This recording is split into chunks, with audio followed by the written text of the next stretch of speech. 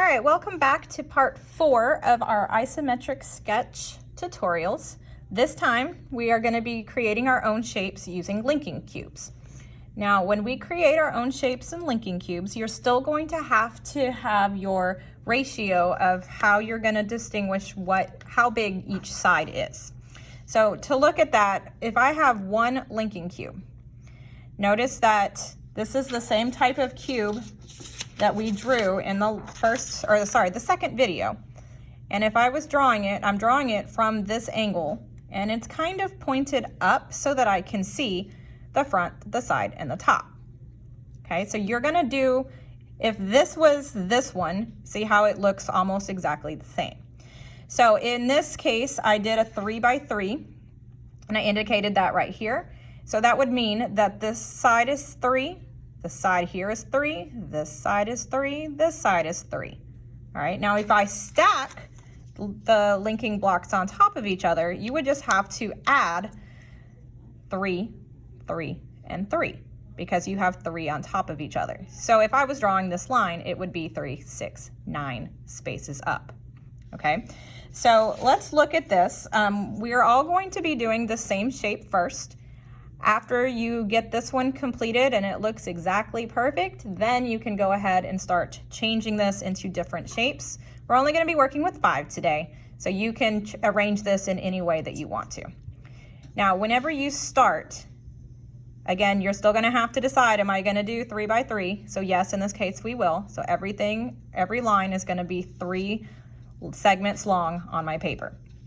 Okay, then you have to decide what is going to be our point of reference. So just like when we did these, I had you draw this dot first to indicate where we were starting.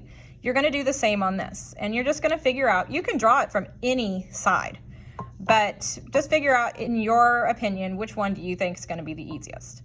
So since we looked at just that single cube here, I'm going to use that as my point of reference. I'm going to draw that dot first. I'm going to draw the left column, and then I'll worry about these guys in a little bit. Okay, so let's start with that. So I want you to draw your point of reference on the paper, somewhere where the lines intersect. And starting here, I'm going to go up. And how many am I going to go up? 3, 6, and 9 segments on the paper. So here's 1, 2, 3, 4, 5, 6, 7, 8, and 9. You see that? Okay, so now let's do this face right here. So if I was doing the back, I'm going to go up at the diagonal. It's going to be 30 degrees. Remember, we don't draw any horizontal lines, nothing going across this way. You have to trace what's on the paper. So the only option is to go up this way. Now it's only 1 cube wide, so you're going to only do 3 segments this way. All right, so now I'm going to do the back. This back is also 3 segments high, so 3, 6, and 9. Now notice though, whenever I draw up 9, this line is not going to be parallel to this one, because remember, we're doing 3D. Again, no horizontal lines. So let me draw that one up. So 1, 2, 3, 4, 5, 6, 7, 8, and 9. And then to complete the top, you're going to draw your line this way. Okay, so far you have this side drawn. So now let's worry about this front side. So again, it's still only 1 segment long. Again, don't worry about this guy yet. We got 1 linking cube this way, so that's 3 segments on my paper. So I'm going to draw at a diagonal up to the right, 1, 2, and 3. Okay, so now going up, segments 1 cube, 2 cubes, 3 cubes, 3, 6, 9. We're going to go up 9. So 1, 2, 3, 4, 5, 6, 7, 8, and 9. Okay, so if you're looking at it this way, this point lines up with this point. They're not the same length as this one. Okay, and so you can close it out, and now you have your book. So we just need to do the top, and we'll fill that in 1, 2, 3 diagonal that way, and 1, 2, 3 diagonal this way. All right, so what it looks like so far is just a rectangular prism like we did in video 3. You just drew this. But we have added these additional 2 linking cubes off to the side.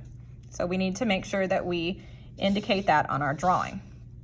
All right, so this guy here sticks out to the right. So we're gonna draw this over here. Now, this point on my shape is now gonna be this point. So look at where the diagonal is, and that's gonna show you where your diagonal is gonna be on your paper. So it's coming out this way, so we're gonna go diagonal down this way. Now we're only doing 3 segments because we're looking at just this one block. This one in the back, you really can't see it too well, can you?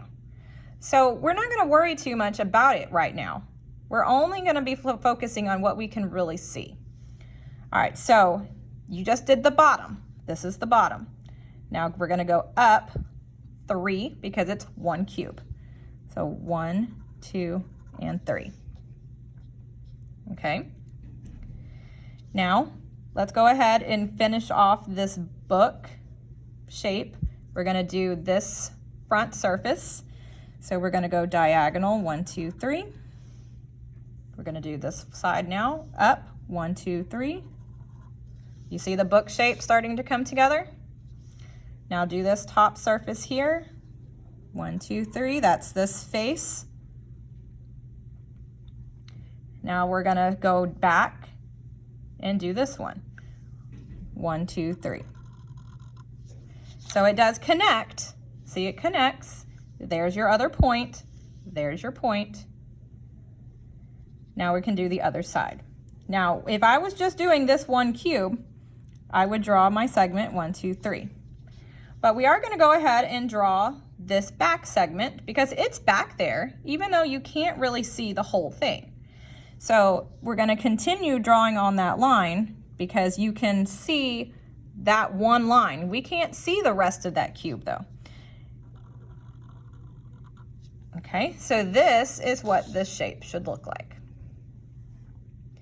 Now, the individual lines, because I realize that this is actually 2 cubes, if I wanted to draw like a dotted line to indicate that there are more than 1 cube there, you can definitely do that. It is not a requirement though. If you want to pretend like it's one solid piece, that's completely fine. Okay, so let me do one more, and I'm just going to put this, make it kind of like a T shape, and I'm going to draw that here for you, just so you can kind of get an idea of what I'm doing. Not going to narrate this one as much. I'm just wanting you to see if I can zoom in on this. Sorry, guys.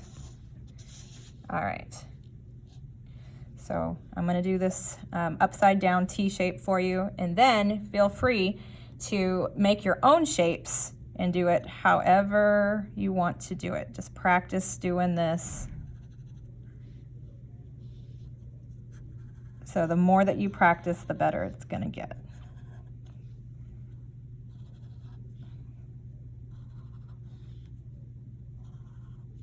And you can see I probably should have done this a different scale just because I'm going to go off the paper. But this is a live video, so can't really go back now. All right, there's that one that sticks out. Now I'm going to go up. Pretend that line, yours is straight, remember? 1, 2, 3, 1, 2, 3. Gonna put the top. Okay, I'm not gonna draw that line. 1, 2, 3. 1, 2, 3, up, pretend that line goes up. This is not going to be as straight as it could be because, like I said, I'm not using a ruler and I'm out of graph paper. You can't even see it. There it is. Okay, so look at over here. If I'm looking at this as my point of reference, this point right here, you can't see the whole side of this shape. So we're just gonna pretend it's there and pretend we can see it, and then this is what it should look like. Now I know I did that very quickly. I've had lots of practice with this. So at this point, if you have any questions or you don't know how to angle your shape, please ask. I'm glad to help you. If you do understand, then just go on and try to do different shapes. We are gonna use this same technique over the next couple of days, and you're also gonna use it to draw your puzzle cubes when we get to that project. All right, have fun.